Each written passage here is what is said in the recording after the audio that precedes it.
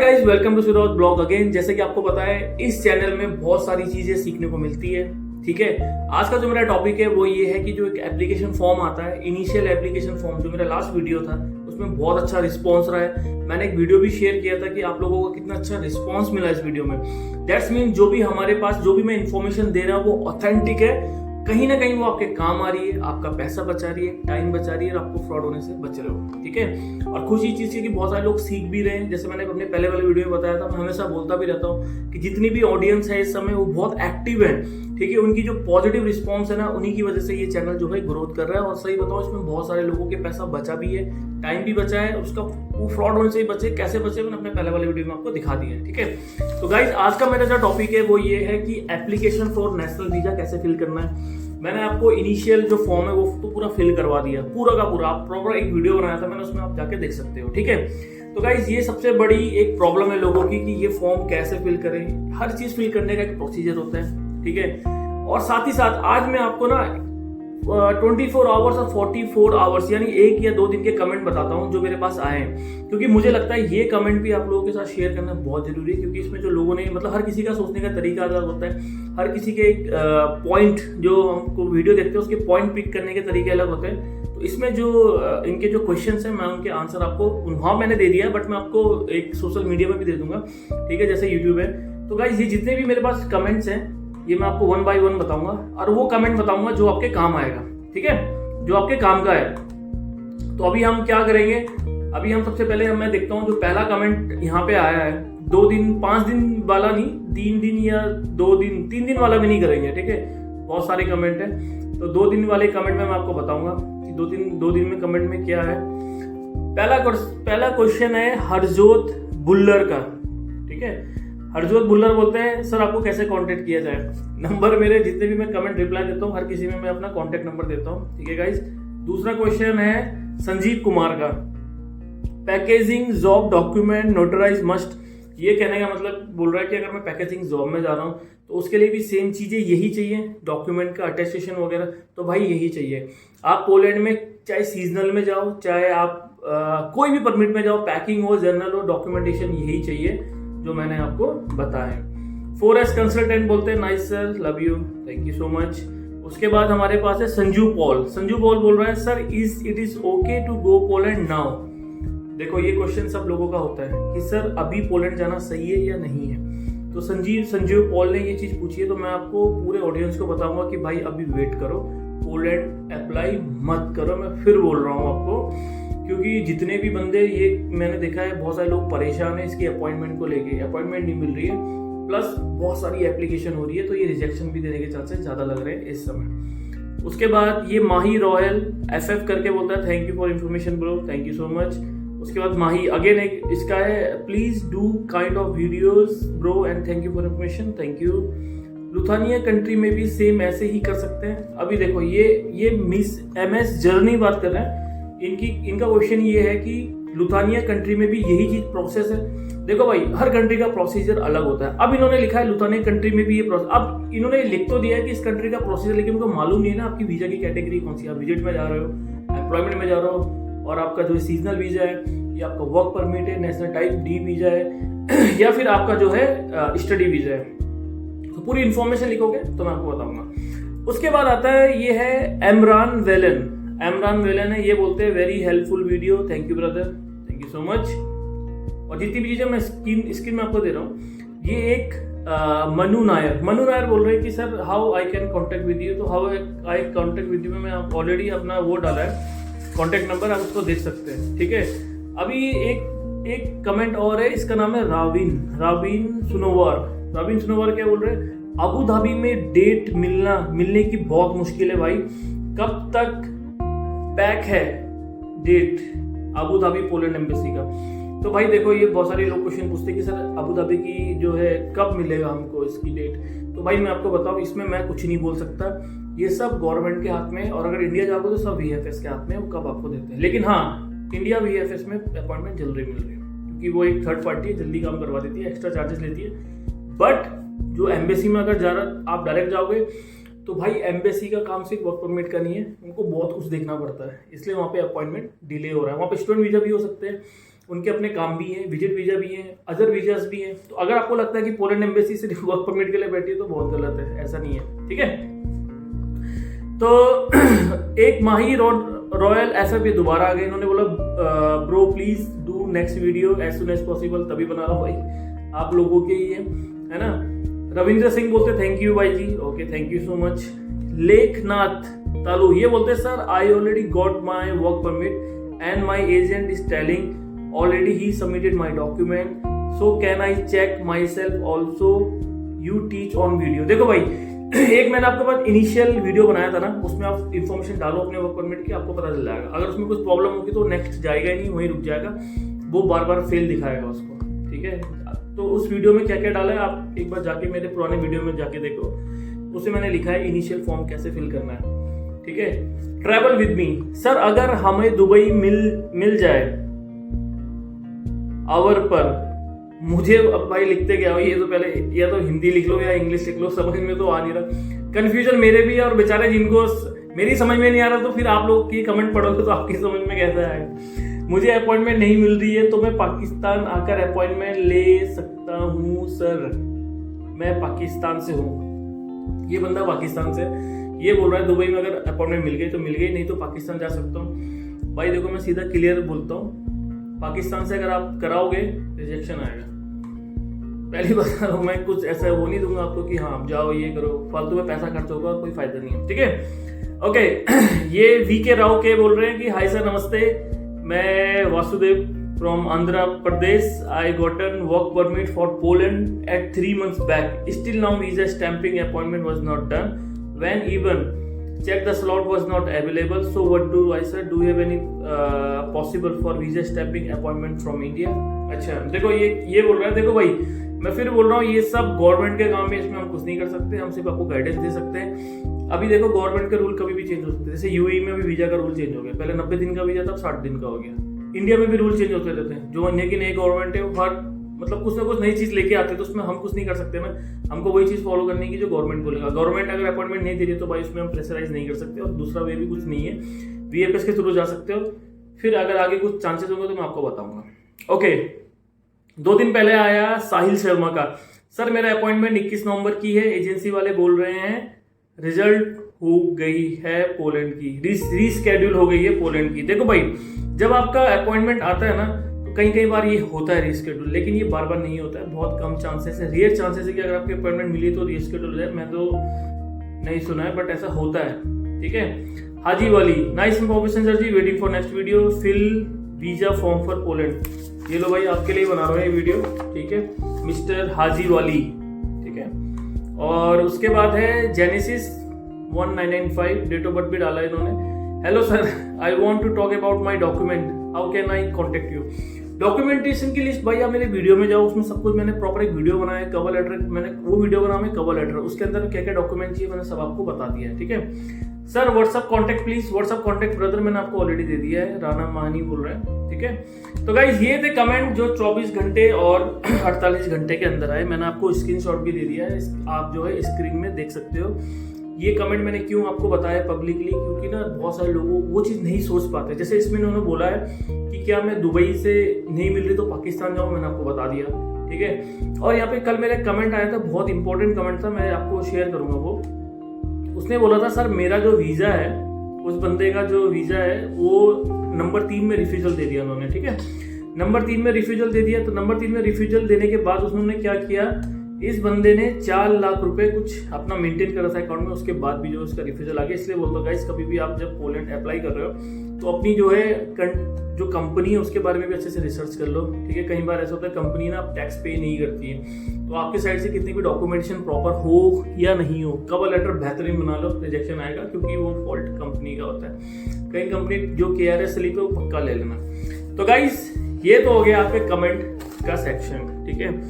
48 घंटे, 1 दिन, 2 दिन आप देख रहे हो, उसमें डेट भी लिखा रहता है, ठीक है, यूट्यूब में। और ये कमेंट सब आप लोगों के ही है ना, तो आप लोगों को ही मैं रिप्लाई कर रहा हूँ ऑनलाइन। तो इस वीडियो के जरिए मैंने एक वीडियो बनाने में कम से कम नहीं भी तो 10 या 11 लोगों के रिप्लाई दे दिए अलग अलग करके, तो 1 to many हो गया। मैंने आपको बताया, सब समझ गए।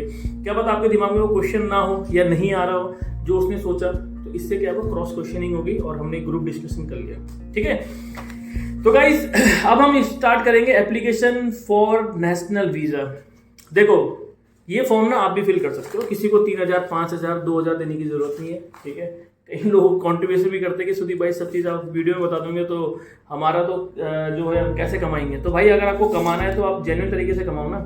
आप ये फॉर्म फिल करने के आप किसी से जो है 3000 रुपये ले रहे हो इंडिया में, तो वो सही नहीं है, ठीक है। तो गाइज अब मैं आपको बताऊंगा सबसे पहले इस फॉर्म में सबसे इम्पोर्टेंट चीज क्या होती है, ठीक है। तो आप मेरा ये वीडियो देखते रहो। इसमें क्या होता है ना गाइज, मैं आपको बताऊंगा, जब आप अपने वीजा की इंफॉर्मेशन फिल करते हो, ठीक है, आपने जो है अपना वीजा इंफॉर्मेशन फिल कर दिया, लेट्स से एग्जांपल आपने, तो आपकी ना सबसे इंपॉर्टेंट चीज क्या होती है, आपकी फोटो। देखो ये मैंने नंबर 1 भी लिखा है, ये फोटो। पता बहुत सारे लोग इसमें गौर नहीं करते हैं कि भाई फोटो कितना इंपॉर्टेंट हो सकता है आपके वीजा के लिए। अब कितना इंपॉर्टेंट हो सकता है मैं आपको इसी में लाइव दिखाता हूँ। अभी जो VFS या फिर जो वो लोग मांगते हैं वो कैसे किस तरीके से मांगते हैं मैं आपको दिखाता हूँ। तो ये आपका नेशनल वीजा हो गया, एम्प्लॉयमेंट वीजा हो गया, ठीक है। अब इसमें जो फोटो की स्पेसिफिकेशन देखो उन्होंने क्या मांगी है, ये चीज का स्क्रीनशॉट मैं आपको देता हूँ, ठीक है, आप स्क्रीन में देख सकते हो।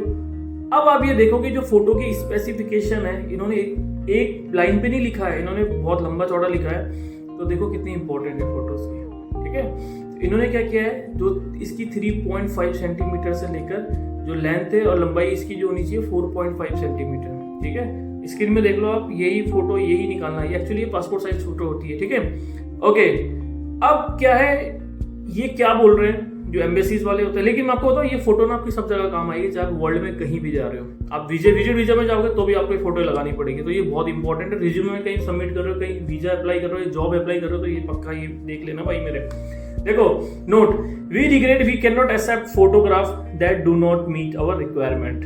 वो बोल रहा है ये फोटोग्राफी हम एक्सेप्ट नहीं करेंगे।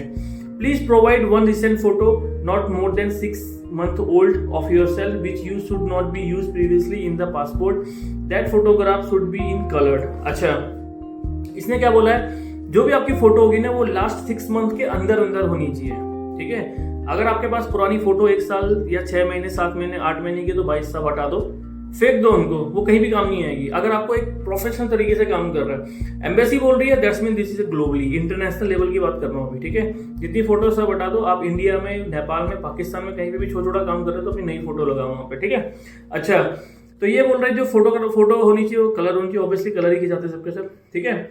और that taken against the light background, white और white off, so feature and distinguish are contrast against the background. वो क्या बोल रहा है, आप जो बैकग्राउंड है ना इसका, ये लाइट होना चाहिए, ठीक है, व्हाइट कलर का होना चाहिए, ताकि जो आपका कॉन्ट्रास्ट, जो चेहरे का कॉन्ट्रास्ट है ना, उसमें कुछ प्रॉब्लम ना आए। मतलब आपका फेस क्लियर दिखना चाहिए, फेस पे फोकस करना है, ये बॉडी पे नहीं, focus clear share quality and with the focus in face. इन्होंने सेकंड लाइन में वही लिख दी, आपकी क्लियरिटी बहुत अच्छी होनी चाहिए, फोकस। मैंने कई लोगों को देखा ऐसे फोटो खिंचाते हैं, ठीक है, बैकग्राउंड से मतलब नहीं भाई, चेहरा आगे करके ऐसी फोटो गिराओ जो आपके पासपोर्ट के लिए, वीजा के लिए इंपॉर्टेंट हो। Okay, print on normally photography paper, ठीक है, कैमरा प्रिंट। आप जो है यहाँ पे जो है प्रिंट जब लगाओगे तो वही ऑब्वियसली वही लगाओगे जो फोटोग्राफर ने दिया, तो प्रॉपर आपका फोटो से स्टार्ट हो रहा है सेशन, ठीक है। इसलिए बताता हूँ डीप में हर चीजें। Okay, full face not smiling, without sunglass, without hat, cap, over eating, over covering unless the applicant wears such item because of their religious belief or authentic background, ठीक है। वो क्या बोल रहा है कि सन ग्लासेस नहीं होनी चाहिए, चेहरे में स्माइल नहीं होनी चाहिए, एकदम आपकी हैट कैप कुछ नहीं होनी चाहिए, जब तक कि आप रिलीजियस पर्पस में बिलीव करते हो। देखो भाई मैं आपको चीज बताता हूँ, रिलीजियस पर्पस की जहां तक बात है, आप रिलीजियस पर्पस उतना ही फॉलो करो जितना जेन्युइन है, ठीक है। अगर लेट्स से एग्जांपल मैं बोलता हूँ कि कोई आदमी रिलीजियस पर्पस में बहुत स्ट्रांग है, ठीक है, बट वो रिलीजियस पर्पस उसकी जॉब से अगर मैच हो रहा है, लेट्स एग्जांपल वही जॉब में वो जा रहा है जहां उसको इस तरीके, मैं देखा यूएई में कई लोग डिमांड करते हैं कि हमें सिर्फ मुस्लिम चाहिए, बहुत सारे रेस्टोरेंट में, ठीक है। तो आप उस हिसाब से अपनी जॉब से कनेक्ट करके वाली फोटो भेज सकते हो, लेकिन मैं कोशिश करना कि यहाँ पे क्लियर फेस की ही फोटो भेजना, ठीक है। Please stick the photo on your visa application, बस बोल दिया उन्होंने फोटो यहाँ पे लगाने का, ठीक है। अब देखो ये तो हो गया आपकी फोटो, इतना डीप में भाई ना तो तुमने सुना होगा ना तुम्हें किसी ने बताया होगा, मैं इसलिए बता रहा हूँ ताकि ये चीजें ना आप ये वीडियो जो है बार बार देखोगे तो आपको बार बार इंफॉर्मेशन मिलती रहेगी, ठीक है गाइस। अब इसमें जो है इनिशियल फॉर्म हमने फिल कर दिया था, फोटो तक अब हम पहुंच गए, ठीक है। अब मैं आपको ना इसके 2 रूल बताता हूँ वीजा एप्लीकेशन फिल करने के।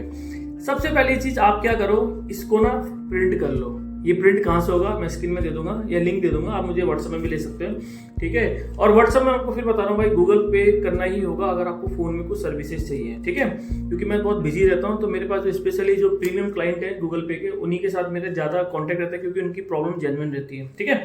तो गाइस ये विजय एप्लीकेशन फॉर्म आपको मिल जाएगा, आप इसको प्रिंट करो, एक नहीं 2 पेपर प्रिंट करो, एक में चलेगा, कोई मुश्किल नहीं है, ठीक है। ये मैंने आपको बता दिया, फोटो और प्रिंट करके रख लेना, डायरेक्ट मत भरना।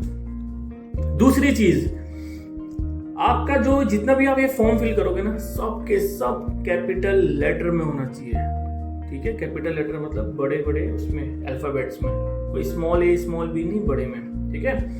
तो अब मैं आपको बताता हूं, इसमें सबसे इंपॉर्टेंट हम स्टार्ट करते हैं सरनेम से। देखो, जो भी चीज आप फिल करोगे ना गाइस, वो एग्जैक्ट वही फिल करना जो आपके पासपोर्ट में है, ठीक है। इन केस अगर आपका एड्रेस चेंज है, वो कहाँ पे फिल करना मैं बताऊंगा, आपकी कास्ट में अगर थोड़ा सा चेंजेस है वो कहाँ पे करना है मैं आपको बताऊंगा, ठीक है। लेकिन अपना पासपोर्ट अपने साथ में ही रखना, ठीक है। डॉक्यूमेंटेशन अपने साथ में ही रखना। अब क्या हुआ, जब आप इसके थ्रू जाओगे ना, मैंने आपको बताया कि सक्सेस का सिर्फ एक ही शॉर्टकट तरीका नहीं है, आपको स्टेप 1 स्टेप 2 स्टेप 3 में जाना पड़ेगा।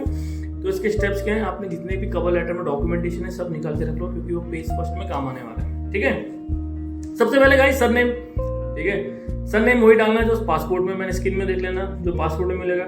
उसके बाद सरनेम एट बर्थ, अगर आपका सरनेम कभी चेंज हुआ है, आपको लगता है कि भाई अभी चेंज हो गया सरनेम, तो आप मेंशन कर सकते हो, ठीक है।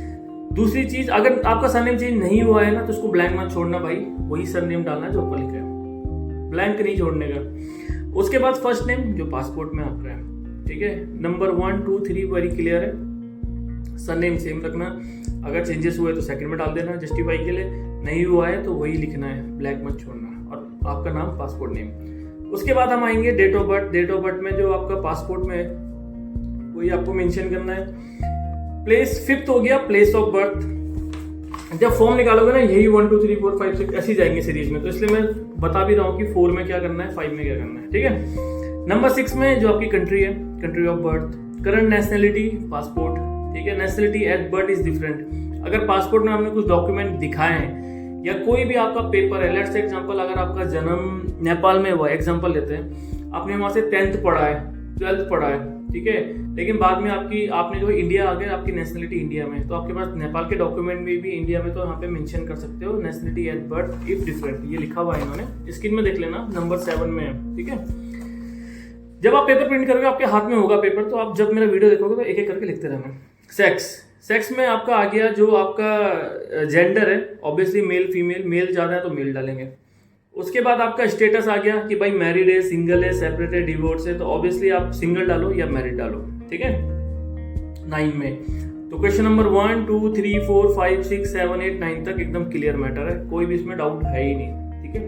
उसके बाद हम करेंगे अब 10th वाला थोड़ा डाउटफुल केसेस, क्योंकि कई लोगों की इंग्लिश अच्छी नहीं है, तो वो 10th वाला केस क्या देख सकते हैं। In the case of minor, surname, first name, address, इसमें मैंने स्पेशल ना लाइन खींची नहीं है, पेरेंटल लिखा है, अथॉरिटी एंड लीगल गाइडेंस। अगर आपके बच्चे आपके साथ जा रहे हैं तो ही आपको इसको लिखना है, बट मेरे ख्याल से 100 में से 100 लोग होंगे जिनके बच्चे नहीं जा रहे हैं, तो NA नॉट एप्लीकेबल आप इसमें डाल सकते हो, ठीक है। National identity number where applicable. अच्छा, नेशनल आइडेंटिटी नंबर ये होता है कि जैसे हम इंडिया से हूँ, हमारे पास आधार कार्ड है, ठीक है, वैसे ही आपका जो है नेपाल में कुछ अलग कार्ड होगा, पाकिस्तान में अलग होगा, कुछ भी आइडेंटिटी जैसे वोटर आईडी हो गया, ड्राइविंग लाइसेंस हो गया, मतलब उसके अंदर एक आपका जो है नेशनल आइडेंटिटी नंबर लिखा होता है, ठीक है।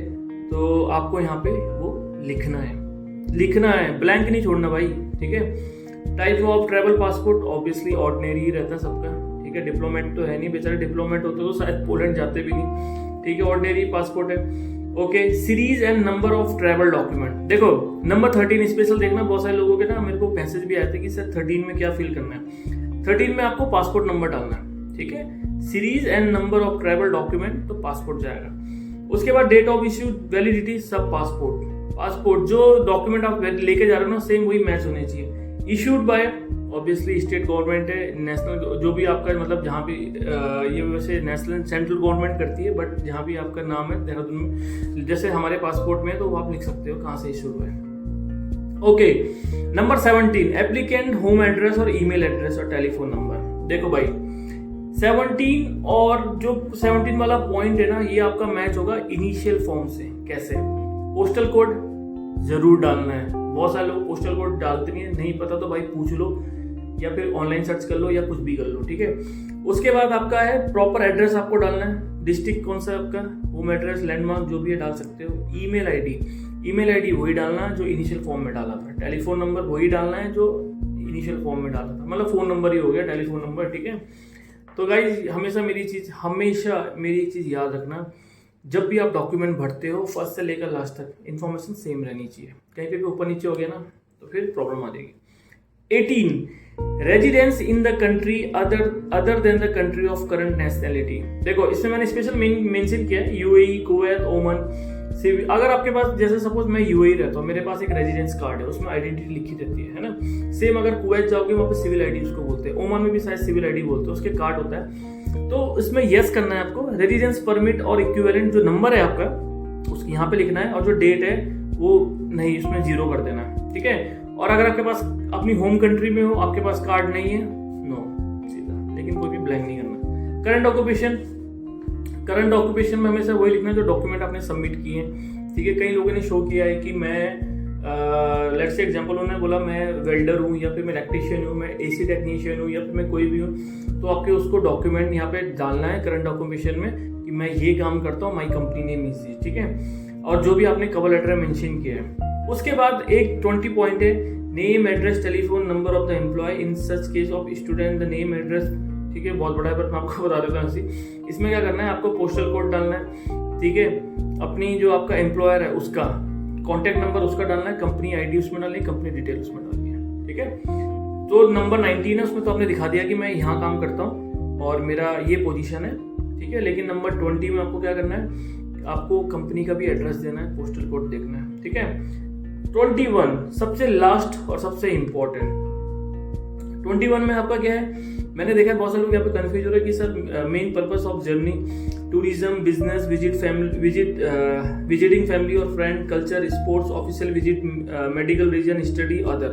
तो आपको क्या करना है, अदर्स में क्लिक करना है, ठीक है, ऐसा साइन मारने का और साइड में लिख देने का वर्क परमिट, ठीक है। तो गाइस ये तो था इसका पहला पेज। फिर दूसरा जो 22 है जहाँ पे मेंबर ऑफ स्टेट पोलैंड से लेकर कैश तक मैं आपको बाद में बताऊंगा, ठीक है। तो गाइस ये था मेरा आज का वीडियो कि भाई नेशनल जो एप्लीकेशन वीज़ा है उसको कैसे भरना है, जनरल फॉर्म भी बोलते हैं इसको। 1 से लेकर 21 तक मैंने एक एक पॉइंट ढंग से आपको समझा दिया है। तो गाइस इसको आप अच्छे से भरो बैठ के, ठीक है। पार्ट 1 बना रहा हूँ, पार्ट 2, पार्ट 3 खत्म कर देंगे इसको, जैसे मैंने चेकलिस्ट का बताया था। और जो आपके क्वेश्चन है कि जो फ्लाइट का जो टिकट है वो रिजर्वेशन ही होना चाहिए, लिखा हुआ इन्होंने साफ साफ, ठीक है। तो गाइस देखो कई चीज़ें ऐसी होती है जिसमें आपका फोकस नहीं जाता है, जैसे फोटो में अगर किसी ने VFS ने या एम्बेसी ने फोटो के लिए अलग सा पेज बनाया है, जैसे मैंने स्क्रीनशॉट में दिखाया आपको, तो भाई वो मतलब बहुत इंपॉर्टेंट है, आप उसमें ध्यान नहीं दे रहे हो। भाई एक सेपरेट पेज बनाने का मतलब क्या होता है किसी VFS का या पोलैंड का, कि भाई आपके लिए चीज़ बहुत ज़रूरी है लेकिन आप लोग उसमें ध्यान देते हो, ठीक है। तो भाई ये फोटो लगाना मत भूलना, मैं बता रहा हूँ। अभी भी ये वीडियो देखने से पहले जितने भी लोगों ने ये फॉर्म लेके बैठे हैं ना, बहुत सारे की फोटो 6 महीने पहले की होगी, आप देखना। तो आप भाई फोटो चेंज कर दो, निकाल दो, नई फोटो डाल दो उसमें, ठीक है, अगर आप चाहते हो कि रिजेक्शन ना है। और गाइस जैसे रिजेक्शन क्या है ना, जो एम्बेसी रिजेक्शन इसलिए देती है कई बार कि उसको ना तुम्हारी कंपनी में डाउटफुल रहता है, उस कंपनी के बहुत सारे पहले रिजेक्ट हो चुके हैं, बहुत सारे वीजा उसके जो है पहले रिजेक्ट हो चुके हैं। उसके बहुत रीजन हो सकते हैं, क्या पता कंपनी ने कुछ लोन लिया है वहाँ से, या फिर वो कंपनी इतनी टर्नओवर नहीं कर पा रही है, या उसकी जो मतलब जो उसकी टर्म्स एंड कंडीशन है अकॉर्डिंग टू पॉलिश जो कंट्री है, जो उनकी गवर्नमेंट का रूल है उसके अकॉर्डिंग वो कंपनी रन नहीं हो रही है, या वो टैक्स पे नहीं कर रहे हैं, ठीक है। तो गाइस इसलिए बोलता हूँ। और आप जो है पोलैंड के लिए अप्लाई भी मत करना, जिन्होंने नहीं किया है रुक जाओ भाई, ठीक है। और मेरे पास अभी जो आप कहाँ अप्लाई कर सकते हो, मेरे पास एक नई प्रोजेक्ट आया है कनाडा का प्रोजेक्ट ये है कि वो डायरेक्ट PR है, ठीक है, PNP प्रोग्राम बोलते हैं। लेकिन उसमें मैं आपको बताता हूँ आपकी सेम स्टडी होनी चाहिए, सेम फील्ड में आपकी जॉब होनी चाहिए। पॉइंटिंग सिस्टम कैलकुलेट कैसे होते हैं आप मुझे व्हाट्सअप कर सकते हो। अगर वो सब कुछ कैलकुलेट हो गया तो मैं आपको बताऊंगा आपको IELTS में कितने स्कोर लाने हैं, क्योंकि वो जब तक आपके पॉइंट मैच नहीं होंगे आप वहाँ पे अप्लाई नहीं कर सकते, ठीक है। तो बहुत अच्छा प्रोग्राम है, मतलब इसमें कुछ फ्रॉड होने वाली चीज़ नहीं, अगर एप्लीकेबल हो तो सही है, नहीं है तो फिर अप्लाई करने की जरूरत नहीं, ठीक है। तो गाइज यही था मेरा आज का वीडियो पार्ट 1, ठीक है। जो एप्लीकेशन फॉर नेशनल वीज़ा कैसे फिल करना है, बहुत सारे लोगों के डाउट थे। तो गाइस बस ये चैनल मैंने इसलिए बनाया था पॉजिटिव रहने के लिए और आप लोगों को भी एक उम्मीद जगाने के लिए, एक पॉजिटिव प्लेटफॉर्म क्रिएट करने के लिए। तो मिलते रहेंगे, हंसते रहेंगे, आपके कमेंट में मैं आप लोगों के साथ शेयर करता रहूँगा। तो नेक्स्ट वीडियो आप वेट करो पार्ट 2 का, जो ये मैंने बताया था एप्लीकेशन फॉर नेशनल वीज़ा का पार्ट 2। होप सो अगर उसमें क्वेश्चंस कम रहेंगे तो मैं उसमें पूरा वीज़ा जो है उसी में ख़त्म कर दूंगा, नहीं तो पार्ट 3 में जाएंगे अगर कुछ डाउटफुल रहेगा। तो वीडियो शुरू से लास्ट तक अच्छे से देखो गाइस, क्योंकि ये 25 मिनट 30 मिनट जो है आपकी आने वाले 3 महीने की प्रॉब्लम सॉल्व कर सकते हैं।